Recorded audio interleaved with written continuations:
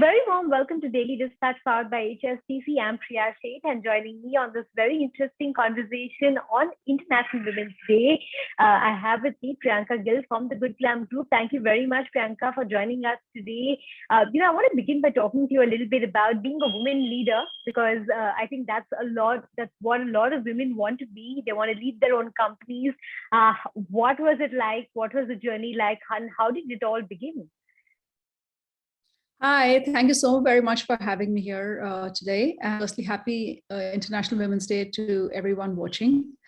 I think it's a fantastic time to be an entrepreneur. It's an even better time to be a female entrepreneur. And the journey has been a roller coaster, right? It's been like so many ups and so many downs. And today we're actually celebrating 8 years of PopExo. So PopExo, the brand, is 8 years old today. And it's amazing to think that something that you build would stand the test of time, and it would 8 years later, we'd still be here and surviving and thriving. So it feels fantastic. So the journey itself is, as I said, it's like a roller coaster. And when you start something, you don't really realize where you're going to end up. And often best laid plans actually get put aside, and you change with the market, you change with opportunity. And so when we first started PopExo, I thought I was creating a content platform for women, which is what we did. But I didn't know that 7 years later, we'd be merging with an e-commerce brand like MyGlamm, and then we'd become part of something like the Good Glamm Group, which is this kind of the beauty and personal care conglomerate, and we would be driving huge volumes of revenue through content to commerce for the group, right? So it's been really exciting. I'm very grateful for the journey that I've had so far. I'm even more grateful to all the many people, our wonderful colleagues, our team members who've been with us over so many years, and to the ones who came and went as well. It's really a group effort. It's a collective thing. We are all super proud of what we've done and built. And yeah, as I said, it's never been a better time to be an entrepreneur, and especially a female entrepreneur.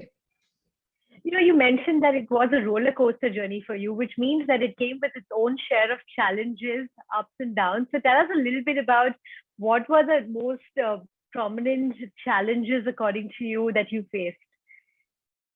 Look, entrepreneurship is hard, right? And by definition, it's a hard thing that you do. It is never meant to be. And all of us enter this journey knowing that truth. As an entrepreneur, when your challenges are fun, coming up with the idea, validating the idea, realizing whether it's a large enough or a small enough idea, is there market share for your idea or not?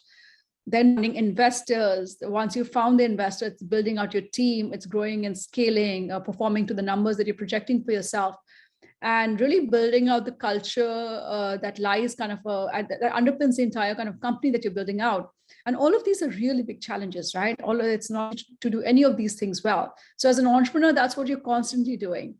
Layer onto that kind of the additional challenges that come with being a female entrepreneur today, and all the conscious and unconscious biases that we kind of face, and how do we kind of basically overcome them and continue to thrive despite all of that. So, it's as I said, it's hard, but it's also a lot of fun. And, once you kind of see it all kind of coming together, and once you kind of us sitting today, the Good Glamm Group is worth 1.2 billion. We're a unicorn company, and it's almost like an overnight success, almost a decade in the making. That's what it feels like. But yeah, no, challenges are there, but we find ways to overcome them. And success is sweeter, I think, because of that. Priyanka, tell us a little bit about what do you think is the secret sauce to your success? What would you attribute as that one factor that really helped you navigate through all these years and all these difficult ups and downs? So I think for me, this idea of never say no, right? So as long as you don't stop doing something, if you keep at it, at some point you succeed. Idea of persistence and resilience is very, very important to me. And I think I would probably say, if I had to look back at my own journey, the idea that I was more persistent than most, and I'd like to feel I was more resilient than most as well. I think that, for me personally, I think that's what's really worked, right? And when you're looking at entrepreneurs in general, the first trick is to start up. There's so many people who have so many ideas, they just don't start up. So the key to being a successful entrepreneur is just basically to start, right? And once you start, the idea is not to stop. So if you do those two things and you keep doing those two things for a long period of time, at some point, success, I think, will be yours. So Priyanka, tell us a little bit about what your vision is for the Good Glamm Group going forward. I'm sure you've seen the company grow the last couple of years, and you've got a very interesting take on where you see the company headed. So tell us a little bit about that. So the Good Glamm Group came together as an umbrella company over a bunch of assets that had already come together previously, right?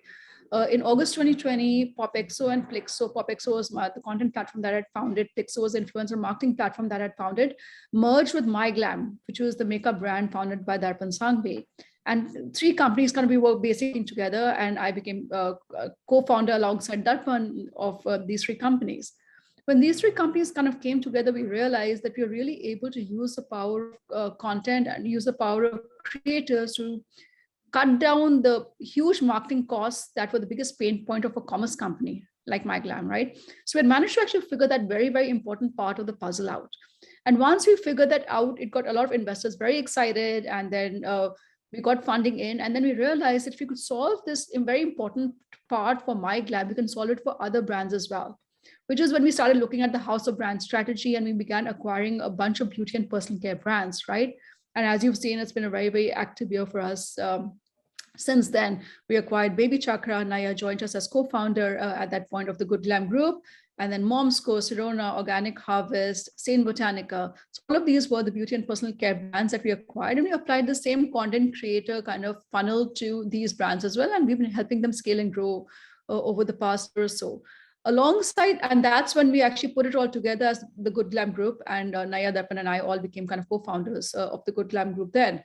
Alongside that, we looked at other content, digital media assets that were interesting, right? So Scoop Poop, Miss Malini, Baby Chakra itself, and Popeye, these are four of our core digital media assets that we have. And the third kind of part of the puzzle was all the influencer and the creator assets. So Plixo was already there. We acquired Winkle, we acquired Biduli, we acquired, of course, Miss Malini as well, right? And so we start looking at kind of three different companies within the Good Glamm Group. Good Creator Co, which we've already announced, where all the influencer companies sit, the Good Media Co, which I described, where all the digital media assets sit, and Good Brands, all our kind of personal care and beauty brands that we have. So that's basically the Good Glamm Group, and it comes with this vision to become this digital first beauty and personal care conglomerate of the future, right? How can we really kind of scale and grow out brands that are large, brands that are owned by us, and really power them through this ecosystem of content and creator assets that we have as well. So that's it for us. We are very aggressive in our projections for ourselves, and thankfully we meet those projections as well. At some point, of course, we look to IPO. Hopefully in the next kind of couple of years, we're looking to kind of take the group public.